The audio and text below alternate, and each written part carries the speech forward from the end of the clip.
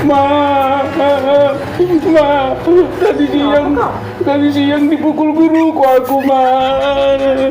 Guru, Iya, Ma. Sakit kali, Ma. apa dipukul? Kakiku betisku ini dipukul, sama di sini juga dipukul pakai roll kayu-kayu, Ma. Sakit kali. Ayo kita laporkan guru itu, Ma. Gara-gara apa?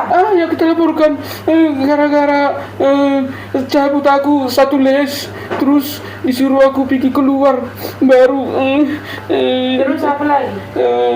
ketahuan aku merokok di sekolah, Ma. Jadi dipukul aku. Ayo kita laporkan guru itu, Ma. Kenapa bagus, Ma?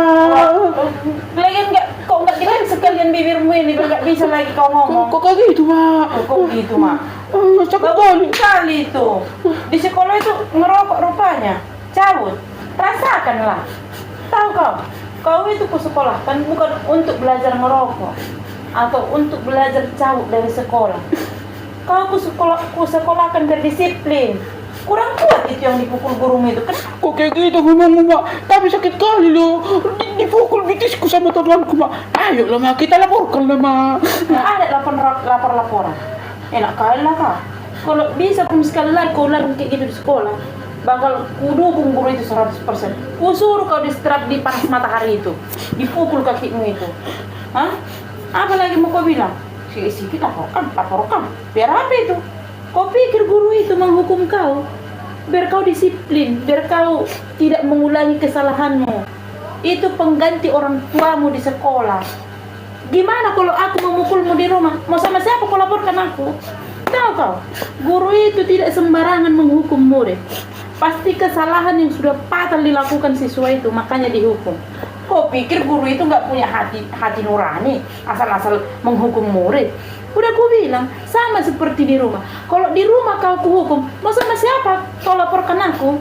Itu juga dengan guru itu di sekolah. Sidik-sidik ngadu kau sama orang tua, sidik-sidik ngadu sama orang tua. Mau kau apakan gurumu itu?